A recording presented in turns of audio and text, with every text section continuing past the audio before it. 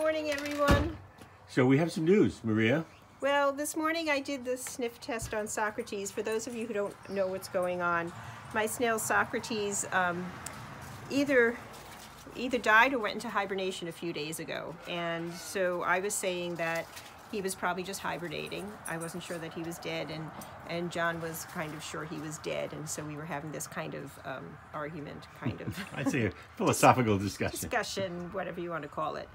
And so one way to tell if a snail is dead is by smelling them, and if they have an odor, which is very distinctive coming from them, then you know they're dead, and if they don't, then they're just hibernating. So for the past 3 days, I've been sniffing Socrates, taking him out of the tank and sniffing him. And this morning, when I did the sniff test, there was an odor coming off of Socrates, which was not what you were expecting. It was not what I was expecting. I was sure that he was hibernating and alive.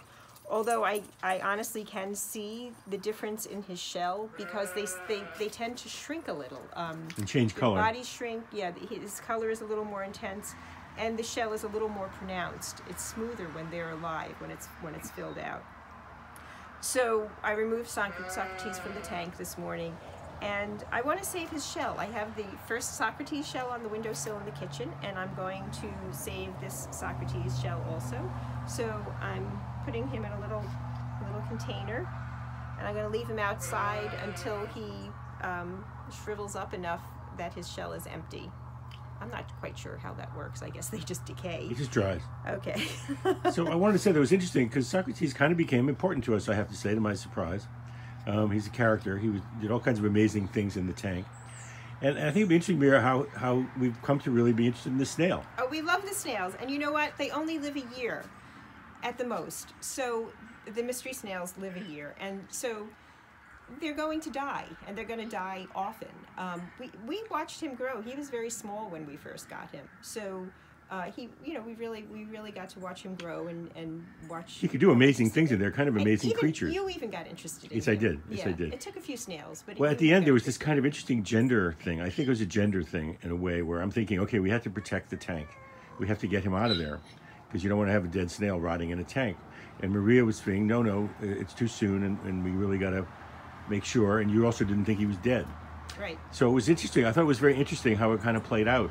I think we were both right. I think Maria was right to give him more time rather than just by throwing him out, which I was going to do. Right. Why not? And why not? And my feeling is, okay, now it's time. And I think we both are in the same place. So it's kind of neat. Now it's time. And I should say another Socrates is on the way. It was ordered days ago because I thought he might die. And it should be here any day. And so Socrates 2 or Socrates 3, I think it's Socrates. I think this is the fourth one, actually. Because when you love a snail, you're going to know a little bit of disappointment, right? And you're going to just keep getting more snails. And we have Junior in the tank, who is also a mystery snail, and he is growing like crazy.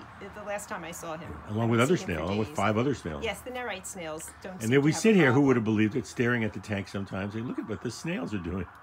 Or look at Junior. And you enjoy it as much as I do. I do. I have to say that I do. That's a little bit of a surprise to me. I never really thought about snails before. You even read the book, The Sound of Wild Snails. I did, and I love that book. Snails Eating, which is a beautiful book. I've got to say, too, this is one reason why I really love Maria so much, because she just loves life. And I think sometimes people like me are just too busy moving around to stop and love life. And so the snail thing has really been lovely. I'm sorry he died, but if you're it's like having a dog, You're going to have a dog, you're going to know some grief. If you're going to have a snail, you're going to know even more grief. I can smell him from here now. All right, so goodbye, Socrates. Do you have any final words for Socrates? Thank you, Socrates. Thank you. And thank you, Maria.